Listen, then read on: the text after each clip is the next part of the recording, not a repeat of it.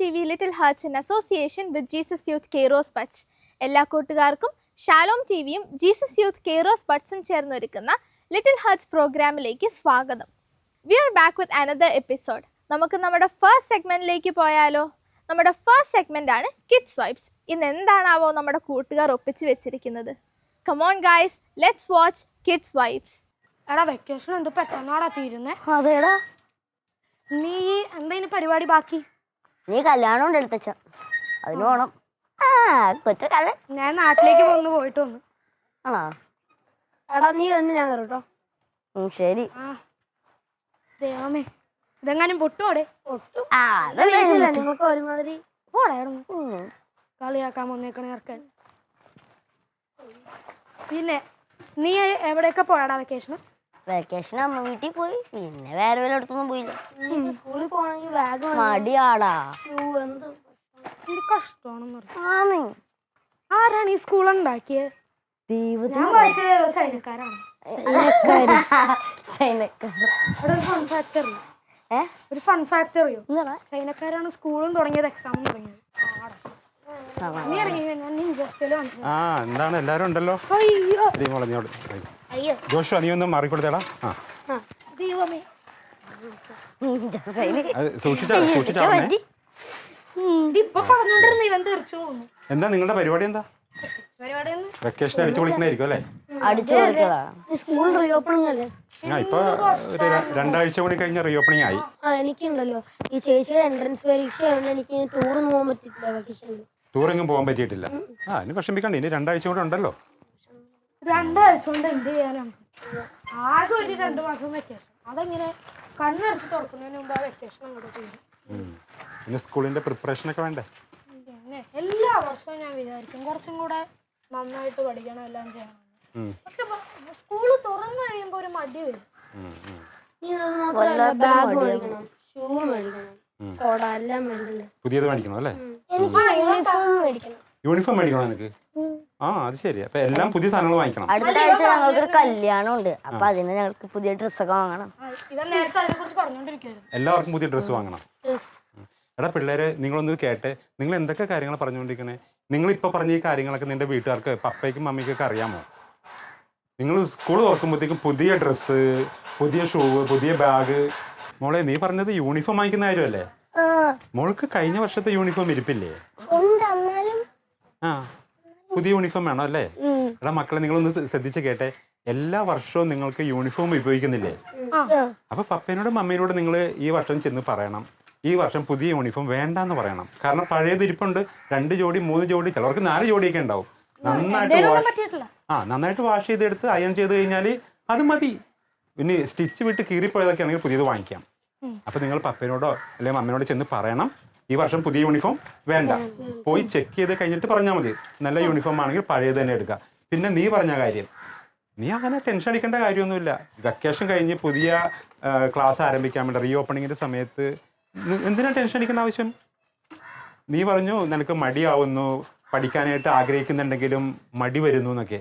ഒരു കാര്യം നിങ്ങൾ അറിഞ്ഞാൽ മതി, ഈ റീ ഓപ്പണിങ്ങിന്റെ സമയത്ത് നിങ്ങൾ നല്ല ഉത്സാഹത്തോടു കൂടി എല്ലാ കാര്യങ്ങളും ചെയ്ത് പോവുക. തുടക്കം മുതൽ ചെയ്തു പോവുക. പെൻഡിങ് ഇടരുതൊന്നും. മടിയൻ മല ചുമക്കുമെന്ന് പറഞ്ഞ് കേട്ടിട്ടുണ്ടോ അല്ലേ? ഇപ്പോൾ നിങ്ങളുടെ കാര്യം മാത്രമല്ല, മുതിർന്നവരാണെങ്കിൽ കൂടി അന്നന്ന് ചെയ്യേണ്ട എല്ലാ കാര്യങ്ങളും അന്നന്ന് തന്നെ ചെയ്തു പോയാലാണ് കാര്യങ്ങളൊക്കെ നന്നായിട്ട് വരികയുള്ളൂ. നമ്മുടെ എല്ലാവരുടെയും ജീവിതത്തിൽ നല്ല വിജയം വരുള്ളൂ. എടാ മക്കളെ, ഈ മടിക്ക് ഉത്സാഹം വേണമെന്നുള്ളതാണ് ഒന്നാമത്തെ കാര്യം. ഏതോ ഒരു കവി പറഞ്ഞു വെച്ചിട്ടുണ്ട് ഇങ്ങനെ, കവിയുടെ പേര് ഞാൻ മറന്നുപോയി. ആ കവി പറഞ്ഞേക്കണ ഇങ്ങനെയാണ്: ഉത്സാഹമുള്ളവർക്കെന്നും ഉത്സവം പോലെ ജീവിതം. എന്താണ്? ഉത്സാഹത്തോടെ അന്നുള്ള കാര്യങ്ങൾ നന്നായിട്ട് ചെയ്ത് പോകുന്ന ആൾക്കാർക്ക് ഉത്സവം പോലെ ജീവിതം അടിപൊളിയായിട്ട് ആഘോഷിക്കാൻ പറ്റും. അത് കുട്ടികളെന്നല്ല, മുതിർന്നവരെന്നല്ല, ആരുടെ ജീവിതത്തിലും നല്ല ഉത്സാഹത്തോടു കൂടി എല്ലാ കാര്യങ്ങളും ചെയ്തു പോകുക. നിങ്ങൾ കുട്ടികളാണ്, പഠിക്കുന്നവരാണ് അല്ലേ? സ്കൂൾ തുറന്നു കഴിഞ്ഞാൽ അന്നെന്നുള്ളത് അന്നന്ന് തന്നെ, ഹോംവർക്ക് ആയാലും അസൈൻമെൻറ്റ്സ് ആയാലും എന്ത് ടെസ്റ്റ് പേപ്പർ എക്സാംസ് ഒക്കെ വരുമ്പോഴത്തേക്കും എല്ലാം അന്നന്ന് തന്നെ പെൻഡിങ് വെക്കാതെ അന്നന്ന് തന്നെ ചെയ്തു പോവുക. അപ്പോൾ നിനക്ക് മടീനെ പേടിക്കേണ്ട ആവശ്യമില്ല, മടിയൊക്കെ മാറ്റിയെടുക്കാനായിട്ട് സാധിക്കും അല്ലേ? ചെയ്ത് പഠിക്കാൻ പറ്റും. മടിയുടെ മാറിക്കിട്ടും, പേടി മാറിക്കിട്ടും, ടെൻഷൻ മാറിക്കിട്ടും കേട്ടോ. അപ്പോൾ റീ ഓപ്പണിങ്ങിൻ്റെ സമയത്ത് നന്നായിട്ട് അടിപൊളിയായിട്ട് പുതിയ അക്കാഡമിക് ഇയർ എൻജോയ് ചെയ്യുക. പിന്നെ മോള് പറഞ്ഞ കാര്യം യൂണിഫോം വീട്ടിൽ പോയിട്ട് ചെക്ക് ചെയ്യണം കേട്ടോ. എന്നിട്ട് പഴയത് നല്ലതാണെങ്കിൽ അത് തന്നെ ഉപയോഗിക്കുക. പിന്നെ കല്യാണത്തിൽ പോകുമ്പോഴത്തേക്കും പുതിയ ഡ്രസ്സ് വേണം നിർബന്ധമൊന്നുമില്ല. എല്ലാ കല്യാണം വന്നാലും എന്ത് ഫംഗ്ഷൻ വന്നാലും പുതിയ ഡ്രസ്സ് അത് നിർബന്ധമുള്ള കാര്യമൊന്നുമല്ല. നമുക്ക് മിതമായ രീതിയിൽ നല്ല ഡ്രസ്സുകൾ ഉണ്ടെങ്കിൽ അത് തന്നെ ഉപയോഗിച്ചാൽ മതി. അങ്ങനെയൊക്കെ ഒന്ന് ശീലിച്ച് നോക്ക്, നല്ലതാണ് എല്ലാം കേട്ടോ. Okay uncle, thank you. അപ്പൊ കൊള്ളാം. മോളെ നമുക്ക് പോകാം. ബാ. അപ്പൊ കാണാം കേട്ടോ. Bye bye bye. ഇന്നത്തെ കിഡ്സ് വൈബ്സ് എങ്ങനെയുണ്ടായിരുന്നു? സ്കിറ്റ് കൂട്ടുകാർക്കൊക്കെ ഇഷ്ടമായോ? എന്നാൽ നമുക്കൊരു പുതിയ പടം വരച്ച് പഠിച്ചാലോ? നമുക്ക് ആര്യ ചേച്ചിയോടൊപ്പം ആർട്ട് ഗാലറിയിലേക്ക് പോവാം. ഹായ് ഗൈസ്, നമ്മൾ ഇന്നൊരു പടം വരയ്ക്കാൻ പോവാണ്. അപ്പം നമ്മൾ ഇന്ന് വരയ്ക്കാൻ പോകുന്ന പടം എന്ന് പറഞ്ഞാൽ ഒരു കൊച്ചു പ്രാർത്ഥിക്കുന്നതിൻ്റെ പടമാണ്. ഓക്കെ, അപ്പം നിങ്ങൾക്കൊക്കെ പ്രാർത്ഥിക്കാൻ ഇഷ്ടമാണോ? ഈശോയുടെ അടുത്ത് പോയിരുന്ന് കൈയൊക്കെ കൂപ്പി മുട്ടയൊക്കെ കുത്തി കണ്ണൊക്കെ അടച്ച് നിങ്ങളുടെ കാര്യങ്ങളൊക്കെ ഈശോയോട് പറയാൻ നിങ്ങൾക്ക് ഇഷ്ടമാണോ? എനിക്ക് ഭയങ്കര ഇഷ്ടമാണ് ഈശോയോട് പ്രാർത്ഥിക്കാൻ. എന്ന് വെച്ചാൽ ഞാൻ എല്ലാ ദിവസവും രാത്രി കിടക്കുന്നതിൻ്റെ മുന്നേയും രാവിലെ എണീക്കുമ്പോഴും പള്ളിയിൽ പോകുമ്പോഴൊക്കെ ഈശോയുടെ അടുത്ത് ചെന്നിട്ട് ഇങ്ങനെ കൈയൊക്കെ കൂപ്പി കണ്ണൊക്കെ അടച്ച് പറയും, ഈശോയെ ഇന്നത്തെ ദിവസം ഇങ്ങനെയൊക്കെ സംഭവിച്ചു, ഞാൻ ഇതൊക്കെ ചെയ്തു, എന്തൊക്കെ സംഭവിച്ചേ, എല്ലാ കാര്യങ്ങളും ഞാൻ ഇങ്ങനെ ഈശോയുടെ അടുത്ത് പറയും. അന്നത്തെ ദിവസം സംഭവിച്ച കാര്യങ്ങളും എനിക്ക് എന്തെങ്കിലും വിഷമങ്ങൾ ഉണ്ടായിട്ടുണ്ടെങ്കിൽ അതും എന്തെങ്കിലും സന്തോഷങ്ങൾ ഉണ്ടായിട്ടുണ്ടെങ്കിൽ ആ കാര്യങ്ങളും ഈശോയുടെ താങ്ക് യു പറയാനുള്ള കാര്യങ്ങളൊക്കെ ഞാൻ പറയും. ഈശോയുടെ താങ്ക് യു ഒക്കെ പറയും. അപ്പം നിങ്ങളും ഇങ്ങനെയൊക്കെ ചെയ്യണം കേട്ടോ. ഈശോയുടെ അടുത്ത് പോയിരുന്ന് ഈശോയുടെ കഥയൊക്കെ പറയണം. ഓക്കെ, അപ്പം നമുക്ക് ഇന്നത്തെ പടം വരയ്ക്കാം. പടം വരയ്ക്കാൻ വേണ്ടി നമുക്ക് വേണ്ടത് ഒരു വൈറ്റ് കളർ പേപ്പറാണ്. പിന്നെ നമുക്ക് ഒരു പെൻസിൽ വേണം, ഇറേസർ വേണം, പിന്നെ കളർ അടിക്കാൻ വേണ്ടിയിട്ടുള്ള സ്കെച്ച് പെന്നോ കളർ പെൻസിലോ ക്രയോൺസോ നിങ്ങളുടെ കയ്യിൽ എന്താണോ ഉള്ളത് അത് വേണം. പിന്നെ നിങ്ങൾക്ക് വരയ്ക്കാൻ വേണ്ടിയിട്ടുള്ള ഒരു സ്കെച്ച് പെന്നും വേണം, ഇതിൻ്റെ മുകളിൽ കൂടെ ബോർഡർ വരയ്ക്കാൻ വേണ്ടി. ഓക്കെ, ഇത്ര കാര്യങ്ങളാണ് വേണ്ടത്. നമുക്ക് വരച്ച് തുടങ്ങാം. ഓക്കെ, വരയ്ക്കാൻ വേണ്ടി നമുക്ക് ആദ്യം വേണ്ടതെന്ന് പറഞ്ഞാൽ നമ്മളൊരു സർക്കിൾ വരയ്ക്കണം. ഓക്കെ, നമ്മൾ ഈ കൊച്ചിൻ്റെ തലയാണ് വരയ്ക്കാൻ പോകുന്നത്. അപ്പോൾ നമ്മൾ അതിന് വേണ്ടി ഒരു സർക്കിൾ വരയ്ക്കണം. വരയ്ക്കാം.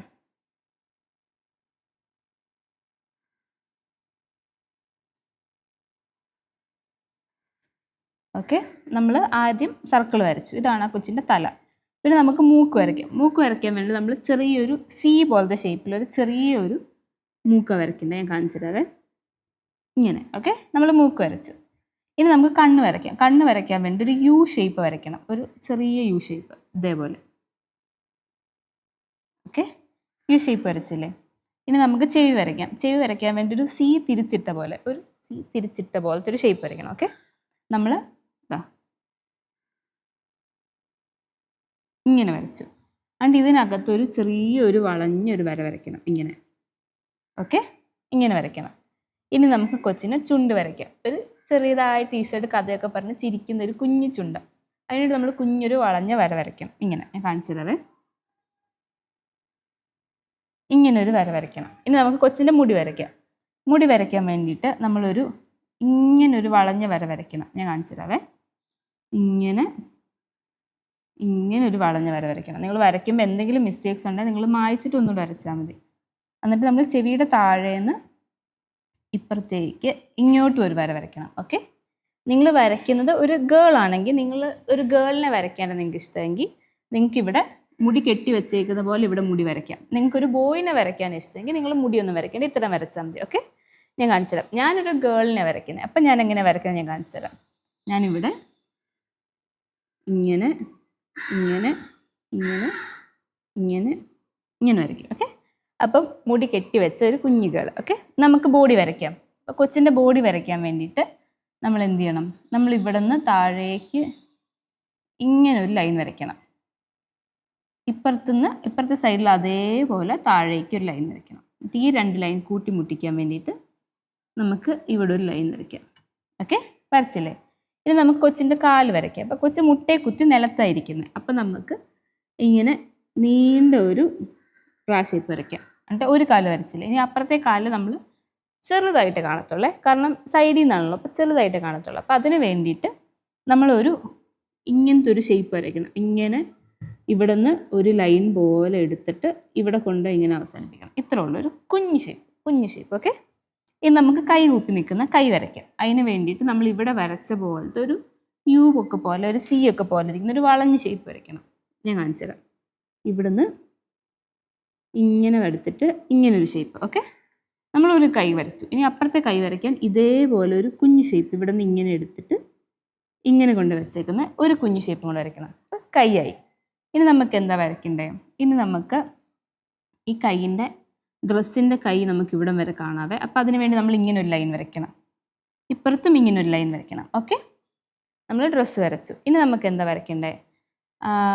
ഇനി നമുക്ക് ഈ ഒരു ഉടുപ്പിൻ്റെ താഴെ ഇങ്ങനെ ഒരു ലൈൻ വരയ്ക്കാം. നമുക്ക് ഇങ്ങനൊരു ലൈൻ വരയ്ക്കാം. ഓക്കെ, ഇത്രേ ഉള്ളൂ. നമ്മൾ വരച്ചു കഴിഞ്ഞ് ഇനി നമ്മൾ എന്താ ചെയ്യേണ്ടത്? ഇനി നമ്മൾ ഇതിൻ്റെ മുകളിൽ കൂടെ നമ്മുടെ കയ്യിലുള്ള മാർക്കറോ സ്കെച്ച് പെന്നോ ഒക്കെ വെച്ചിട്ട് നമ്മളൊരു ബോർഡർ വരയ്ക്കണം. അപ്പം ഞാൻ ഒരു ബ്ലൂ കളർ വെച്ച് വരയ്ക്കുന്നത്. നിങ്ങൾക്ക് ഇഷ്ടമുള്ള കളർ വെച്ച് നിങ്ങൾക്ക് വരയ്ക്കാം. ഓക്കെ, ബ്ലാക്ക് കളറോ ബ്ലൂ കളറോ റെഡ് കളറോ ബ്രൗൺ കളറോ ഇഷ്ടമുള്ള കളർ വെച്ച് വരയ്ക്കാതെ നമുക്ക് വരച്ചു തുടങ്ങാം. നമുക്ക് ആദ്യം കണ്ണ് വരയ്ക്കാതെ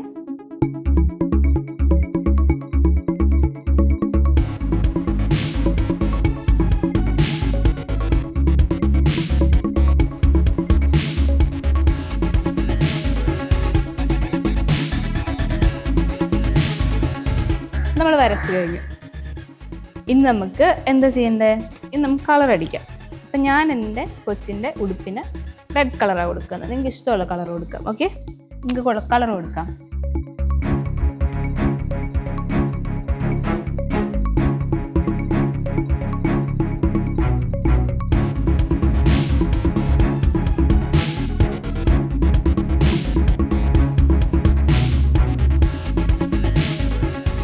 ഓക്കെ, ഇനി നമുക്ക് ഉടുപ്പിൻ്റെ താഴത്തെ ഭാഗത്തിന് കളർ കൊടുക്കാം. അപ്പം ഞാനതിന് യെല്ലോ കളറാണ് കൊടുക്കാൻ പോകുന്നത്. ഓക്കെ, നിങ്ങൾക്ക് ഇഷ്ടമുള്ള കളർ കൊടുക്കാവേ.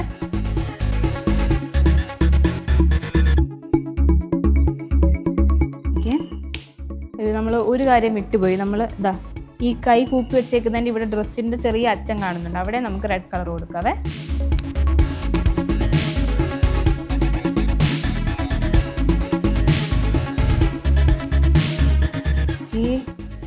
ഓക്കെ, ഇനി നമുക്ക് എന്താ ചെയ്യേണ്ടത്? ഇനി നമുക്ക് മുടിക്ക് കളർ കൊടുക്കാം. മുടിക്ക് ഏത് കളറാണ് കൊടുക്കാം? നിങ്ങൾ ഏത് കളറായിരിക്കും കൊടുക്കുന്നത്? ഞാൻ ബ്ലൂ കളർ തന്നെ കൊടുക്കാൻ പോവാം. ഓക്കെ, ഈ അതേ സെയിം കളർ ബ്ലൂ കളർ തന്നെ കൊടുക്കാൻ പോവാം.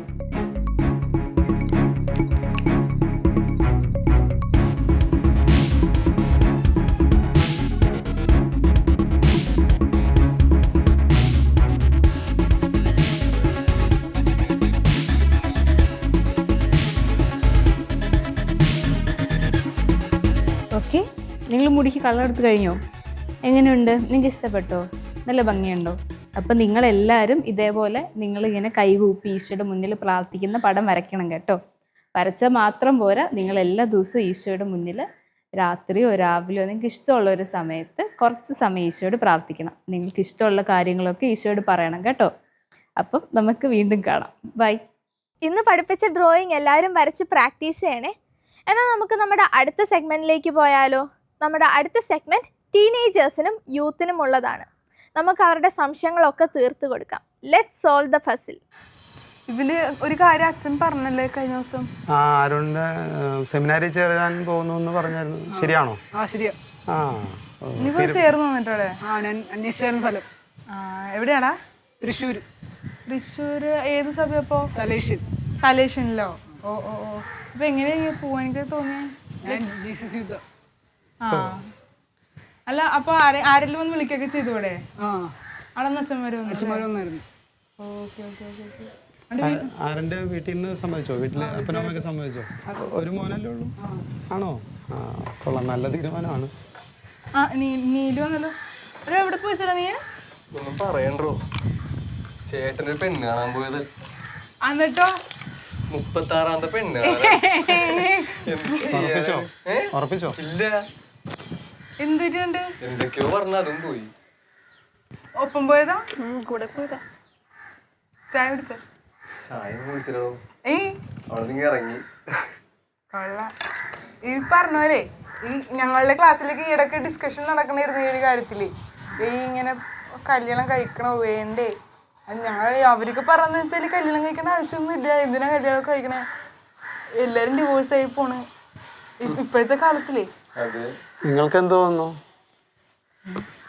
അതിനെക്കുറിച്ച് നിങ്ങളുടെ അഭിപ്രായം എന്താണ്? കല്യാണം കഴിക്കണോ വേണ്ട എന്നുള്ളതാണോ? കല്യാണം കഴിക്കണമെന്നുണ്ട്, പക്ഷെ ഇപ്പൊ ആരെ കെട്ടും എന്നുള്ളൊരു ഇതുണ്ട്.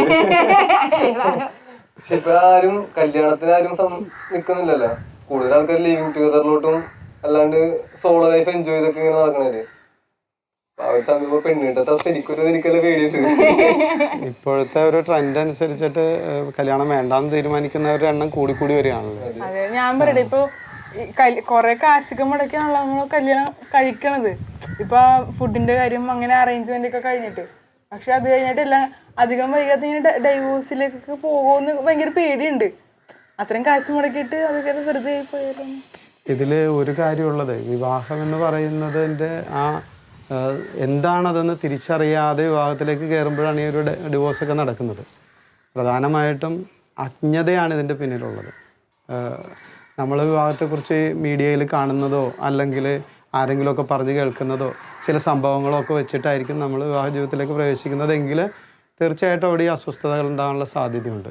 പക്ഷേ നല്ല ഒരു ദാമ്പത്യ ജീവിതം എന്ന് പറയുന്നത് നന്നായിട്ട് അതിനെക്കുറിച്ച് അറിയുകയും നന്നായിട്ട് ഒരുങ്ങുകയും ചെയ്താലാണ് നമുക്കൊരു ഗുഡ് കപ്പിൾസ് എന്ന് പറഞ്ഞുകൊണ്ട് ജീവിക്കാനും മുന്നോട്ടുള്ള യാത്രയിൽ വരെ. ഇപ്പോൾ ലിവിങ് ടുഗദറിനെ കുറിച്ച് പറഞ്ഞു. ലിവിങ് ടുഗദർ നമുക്കിവിടെ സമൂഹത്തിൽ പലരും അറിയില്ലാത്ത ആൾക്കാർ അതിനെക്കുറിച്ച് അത് കുഴപ്പമില്ലല്ലോ, നല്ലതാണല്ലോ എന്നുള്ളൊരു ചിന്തയാണ്. കമ്മിറ്റ്മെൻ്റ് ഇല്ലല്ലോ. സത്യത്തിൽ ഈ സമൂഹത്തിൽ വാല്യൂസിന് വേണ്ടി നിലനിൽക്കുമ്പോൾ ഒരു കമ്മിറ്റ്മെൻറ്റ് അതിൻ്റെ അകത്തുണ്ട്. നമുക്കറിയാം, നമ്മൾ ഈ പ്രപഞ്ചത്തിലേക്ക് നോക്കിയാൽ ദൈവം സംവിധാനം ചെയ്തിരിക്കുന്നത് ഇവിടെ സ്ത്രീ പുരുഷന്മാരായിട്ട് സൃഷ്ടിച്ചു. അവരുടെ ജനറേഷൻ ഉണ്ടാവാനായിട്ട് അവർ ഒന്നിച്ച് വരേണ്ടത് ആവശ്യമാണ്. അപ്പോൾ ലിവിങ് ടുഗദറിലൂടെ അത് നടക്കില്ലേ എന്നൊക്കെയാണ് ചോദിക്കുന്നത്. പക്ഷേ ലിവിങ് ടുഗദറിൽ വരുമ്പോഴത്തേക്കും റെസ്പോൺസിബിലിറ്റി എന്താ ഉള്ളത്? രണ്ടുപേർക്കും പരസ്പരം യാതൊരു കമ്മിറ്റ്മെൻറ്റും ഇല്ല. അവർ എപ്പോൾ വേണ്ടെന്ന് വെക്കുന്നോ അപ്പോൾ വിട്ടിട്ട് പോകുന്നു. ഇവർ രണ്ടുപേരും ഒന്നിച്ച് വന്ന് ഒരു കുഞ്ഞ് ജനിച്ചാൽ ആ കുഞ്ഞിനെ ആരാ വളർത്തുക? ആ കുഞ്ഞിനോട് ആർക്കാ കമ്പനി? നമ്മളൊരിക്കലും ഒറ്റയ്ക്കല്ല ഈ ഭൂമിയിലേക്ക് വന്നത്, അല്ലേ? നമ്മുടെ മാതാപിതാക്കൾ, അപ്പനും അമ്മയും അവരുടെ സ്നേഹത്തിൽ അവരുടെ ജീവിതം പങ്കുവെച്ചുകൊണ്ട് അവരുടെ ശരീരം പങ്കുവെച്ചുകൊണ്ട് അതിൽ നിന്നാണ് ഒരു ജീവൻ ഉരുവാകുന്നത്. അപ്പോൾ അത് അവർ പരസ്പരമുള്ള ഒരു കമ്മിറ്റ്മെൻ്റ് അവിടെ എടുത്തതിന് ശേഷമാണ്. ഇത് മരണം വരെ തുടരേണ്ട ഒരു പ്രോസസ്സാണ്. അതുകൊണ്ട് നമുക്ക് ബൈബിളിലൊക്കെ നോക്കിയാൽ നമുക്ക് കാണാൻ പറ്റും മനോഹരമായ ദാമ്പത്യ ജീവിതങ്ങളും അല്ല അതിനുള്ള സംവിധാനങ്ങളും ഒക്കെ ദൈവം ഒരുക്കിയിരിക്കുന്നത് നമുക്ക് കാണാൻ പറ്റും. ഇന്ന് സമൂഹത്തിൽ ഈ ഇത്തരം ചിന്തകളിലേക്ക് പോകുന്നത്, ഞാൻ ആദ്യം പറഞ്ഞു, അജ്ഞതയാണ് ഒരു കാര്യം. രണ്ടാമത്തെ കാര്യം എന്ന് പറയുന്നത് ഉത്തരവാദിത്വം എടുക്കാനുള്ള ഭയമുണ്ട്. എൻ്റെ ജീവിത പങ്കാളി വന്നു കഴിഞ്ഞാൽ പ്രശ്നമാകും, അങ്ങനെയുള്ളൊരു ഭീതി ഉള്ളിൽ കിടപ്പുണ്ട്. അപ്പോൾ ശരിയായ മാർഗങ്ങൾ അറിഞ്ഞിട്ട് ആ വഴിയിലേക്ക് നമ്മൾ തിരിയണം. ദാമ്പത്യം എന്ന് പറയുന്നത് മനോഹരമാണ്, ഈ സമൂഹത്തിൻ്റെ നിലനിൽപ്പിന് അത്യാവശ്യവുമാണ്. അത് തന്നെ നമുക്കറിയാം ദൈവം സംവിധാനം ചെയ്തിരിക്കുന്നത് അനുസരിച്ച്. ഇപ്പോൾ മൃഗങ്ങളും മനുഷ്യനും തമ്മിലുള്ള വ്യത്യാസം നമ്മൾ നോക്കിയാൽ മതി. മൃഗങ്ങൾക്ക് ഇങ്ങനെ ഒരു ഫാമിലി സംഗതിയായിട്ട് ഒരു സെറ്റപ്പ് നമ്മൾ കാണുന്നില്ല. അവിടെ ഒന്ന് കഴിയുമ്പോൾ അങ്ങനെ അങ്ങോട്ട് പോയിക്കൊണ്ടിരിക്കുകയാണ്. അതേസമയത്ത് മനുഷ്യൻ്റെ നിലനിൽപ്പിനും പിന്തുടർച്ചയ്ക്കും ഒക്കെ ഈ ഫാമിലി എന്ന സംവിധാനം വളരെ നല്ലതാണെന്ന് നമ്മൾ കണ്ടിട്ടുണ്ട്. അത് ധാരാളം ഫാമിലീസ് നമുക്ക് കാണാനായിട്ട് സാധിക്കും. ഇപ്പോഴത്തെ നല്ല ഫാമിലീസ് നമുക്ക് ഇങ്ങനെ എണ്ണിയെടുക്കാനായിട്ട് പറ്റണില്ല. കാരണം എന്താ വെച്ചാൽ ഇപ്പോഴത്തെ ഈ ജനറേഷനിൽ പിള്ളേർക്ക് ഉണ്ടാകുന്നൊരു ഡിപ്രഷൻ, ആൻസൈറ്റിയുടെ ഒക്കെ അല്ലെങ്കിൽ അവർക്ക് ഉണ്ടാകുന്നുണ്ടെങ്കിലും പ്രശ്നങ്ങളുടെ ഒക്കെ റീസൺ നോക്കുമ്പോഴേക്കും ഇങ്ങനത്തെ ബ്രോക്കൺ ഫാമിലീസാണ് കാരണം. അപ്പം അങ്ങനെ വരുമ്പോൾ വീണ്ടും ഒരു മാരേജിൻ്റെ നീഡ് എന്താണെന്നുള്ളത് ക്വസ്റ്റ്യൻ ചെയ്യപ്പെടുക. അപ്പം അല്ലെങ്കിൽ ഇങ്ങനെ ഒരു നല്ലൊരു പാർട്ട്ണർ ആവാം എന്നുള്ള കാര്യത്തിലൊക്കെ ഭയങ്കര അതിൽ സമൂഹത്തിൽ ഒരു സംഗതി ഉള്ളത്, ഈ വിവാഹത്തിന് ഒരുങ്ങി നന്നായിട്ട് ഇതിനെക്കുറിച്ച് അറിയാതെ വിവാഹം കഴിച്ച് അവർക്ക് മക്കൾ ജനിക്കുമ്പോൾ റോൾ മോഡലായിട്ട് ഇവർക്ക് കാണിച്ചു കൊടുക്കാൻ പറ്റുന്നില്ല. അപ്പോൾ സംഭവിക്കുന്നത് എന്താണെന്ന് വെച്ച് കഴിഞ്ഞാൽ പിള്ളേർ കൺഫ്യൂസ്ഡ് ആവും. എൻ്റെ അപ്പനും അമ്മയും അസ്വസ്ഥരായിട്ട് ജീവിക്കുമ്പോൾ അതുപോലത്തെ ഒരു ഫാമിലി എനിക്ക് വേണ്ടെന്നല്ലേ തീരുമാനിക്കുള്ളൂ. പക്ഷേ ചെറുപ്പകാലത്ത് തന്നെ വിവാഹത്തെക്കുറിച്ചും അതിൻ്റെ ബ്യൂട്ടി, ഫാമിലിയുടെ ബ്യൂട്ടിയും പഠിച്ചെടുക്കേണ്ടത് ആവശ്യം. അത് മാതാപിതാക്കളിൽ നിന്നാണ് ഈ അറിവ് മക്കളിലേക്ക് വരേണ്ടത്. അതുപോലെ വിദ്യാഭ്യാസ മേഖലയിലും കുടുംബജീവിതത്തിൻ്റെ നന്മയെക്കുറിച്ച് പഠിപ്പിക്കേണ്ടത് ആവശ്യമാണ്. അങ്ങനെ ഒരു സംവിധാനം വന്നു കഴിഞ്ഞാൽ ഈ ഭയം കുറേ മാറിക്കിട്ടും. ഇപ്പോൾ എൻ്റെ വിവാഹം കഴിഞ്ഞിട്ട് ഇപ്പോൾ 32 വർഷമായി. വിവാഹത്തിന് മുൻപ് തന്നെ മാതാപിതാക്കൾ പറഞ്ഞിരുന്നു, നല്ലോണം ഒരുങ്ങണം, നിനക്ക് കിട്ടുന്ന ജീവിത പങ്കാളിയോട് വിശ്വസ്തയോട് ജീവിക്കണം എന്നൊക്കെ പറഞ്ഞു തന്നിരുന്നു. അപ്പോൾ അവരിൽ നിന്ന് കിട്ടിയ അഡ്വൈസ് അനുസരിച്ചിട്ട് ഞാൻ പ്രിപ്പയർ ചെയ്തു. പിന്നെ നമുക്കറിയാം സമൂഹത്തിൽ നല്ല ഫാമിലീസൊക്കെ ഇഷ്ടംപോലെ ഉണ്ട്. അവരെ കാണുമ്പോഴത്തേക്കും അങ്ങനെയാണ് വിവാഹ ജീവിതത്തിലേക്ക് പ്രവേശിച്ചത്. ദൈവകൃപ കൊണ്ട് ഇന്ന് സന്തോഷത്തോടെ ജീവിക്കാനായിട്ട് സാധിക്കുന്നുണ്ട്. അപ്പം ഞാൻ വേറൊരു കാര്യം കൂടി ഉണ്ട്. ഇപ്പം എൻ്റെ മക്കൾ പ്രായമായി വന്നപ്പോഴത്തേക്കും മോന് 24 വയസ്സ് കഴിഞ്ഞപ്പോഴത്തേക്ക് അവനോട് ചോദിച്ചു, നിൻ്റെ പ്ലാൻ എന്താണ്, നിനക്ക് വിവാഹം കഴിക്കണോ അല്ലെങ്കിൽ സന്യാസ ജീവിതത്തിലോട്ട് പോകണമെന്ന് ചോദിച്ചപ്പോഴത്തേക്ക് അവൻ പറഞ്ഞത് എനിക്ക് വിവാഹം കഴിക്കണമെന്ന് പറഞ്ഞു. അവന് വിവാഹം കഴിക്കണം. മോളോട് ചോദിച്ചപ്പോൾ മോളും പറഞ്ഞു. അപ്പോൾ ഞാൻ ചോദിച്ചു എന്താണ് റീസൺ എന്ന് ചോദിച്ചാൽ പറഞ്ഞു പപ്പയും അമ്മയും ജീവിക്കണ പോലെ ജീവിക്കണം എന്നാ പറഞ്ഞു. അപ്പോൾ നമുക്ക് സമൂഹത്തിൻ്റെ മുൻപിൽ മാതാപിതാക്കൾക്ക് റോൾ മോഡലായിട്ട് കാണിച്ചു കൊടുക്കണം. അങ്ങനെ കാണിച്ചു കൊടുക്കണമെങ്കിൽ തന്നെ അതിന് വേണ്ട അറിവുണ്ടാകണം. അപ്പം നമ്മുടെ അജ്ഞത മാറ്റണം. ഒന്ന്, വിവാഹത്തെക്കുറിച്ചുള്ള അജ്ഞത മാറ്റണം. 2, കുടുംബജീവിതത്തിൻ്റെ ബ്യൂട്ടി മനസ്സിലാക്കണം. അവിടെ ഒരു സെൽഫിഷ്നെസ്സിന് ഒരു സ്ഥാനമില്ല. ഇന്നിവിടെ ഡിവോഴ്സ് എന്ന് പറഞ്ഞ് എല്ലാവരും പേടിക്കുന്നതിൻ്റെ കാരണം സെൽഫിഷ്നെസ്. ഞാൻ ആഗ്രഹിക്കുന്ന രീതിയിൽ എൻ്റെ പാർട്ട്ണർ എല്ലാം ചെയ്യണമെന്ന് പറഞ്ഞാൽ അവിടെ ഞാൻ സെൽഫിഷാണ്. അല്ലെങ്കിൽ എൻ്റെ പാർട്ട്ണർ പറയാണ് പുള്ളിക്കാരത്തെ ആഗ്രഹിക്കുന്ന രീതിയിൽ എല്ലാം ഞാൻ ചെയ്യണമെന്ന് പറഞ്ഞാൽ സെൽഫിഷാണ്. അപ്പോൾ രണ്ടുപേരും ഒന്നിച്ചൊരു കമ്മിറ്റ്മെൻ്റ് എടുത്ത് കുടുംബജീവിതം നയിക്കാൻ ആഗ്രഹിച്ച് കഴിയുമ്പോഴത്തേക്കും അവർ രണ്ടുപേരും കൂടി എടുക്കേണ്ട പരസ്പരം കോൺട്രിബ്യൂട്ട് ചെയ്തുകൊണ്ട് രണ്ടുപേരും പ്രോത്സാഹിപ്പിക്കുക, രണ്ടുപേരും വളരുക. അങ്ങനെ വളരുന്ന കുടുംബത്തിലാണ് മക്കൾ വളരുള്ളൂ. മക്കൾക്ക് ഭയം ഉണ്ടാവില്ല, വിവാഹത്തെക്കുറിച്ച് ഭയം ഉണ്ടാവില്ല. ചിലയിടത്ത് മദ്യപാനം, ചില വീടുകളെ തകർക്കുന്ന മദ്യപാനമായിരിക്കാം.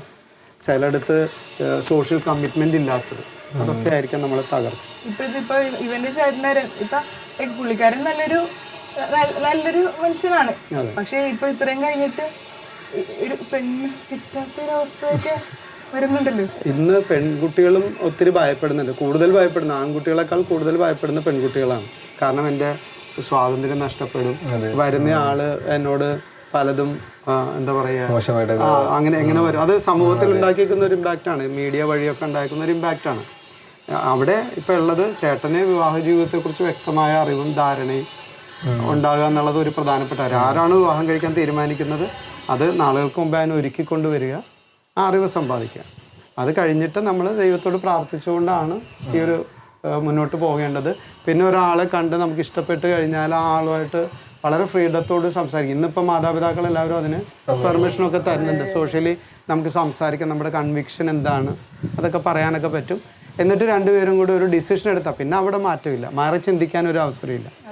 അത് ജീവിതത്തിൽ എന്ത് പ്രതിസന്ധി വന്നാലും, എത്രമാത്രം ഭീകരമായ പ്രതിസന്ധി വന്നാലും രണ്ടുപേരും ഒന്നിച്ച് നിന്നാൽ അതിനെ മറികടക്കാനായിട്ട് സാധിക്കും. അത് തീർച്ചയായിട്ടും നമുക്കറിയാം. പ്രത്യേകിച്ചും ഇതൊരു കൂദാശ കൂടിയാണ്. വിവാഹ ജീവിതത്തിലേക്ക് പ്രവേശിക്കുന്നത് ദൈവത്താൽ അനുഗ്രഹിക്കപ്പെടുന്ന ഒരു കാര്യം കൂടിയാണ്. അപ്പോൾ ഭാര്യയും ഭർത്താവും ദൈവവും ഒന്നിച്ച് മുന്നോട്ടുള്ള യാത്ര എന്ന് പറഞ്ഞാൽ അനുഭവത്തിൽ നിന്ന് എനിക്ക് പറയാനാവും അത് ബെസ്റ്റാണ്. അത് ബെസ്റ്റാണ്. ഞാൻ നിങ്ങളോട് പറയും, നിങ്ങളൊക്കെ വിവാഹ ജീവിതത്തിലേക്ക് പ്രവേശിക്കണം.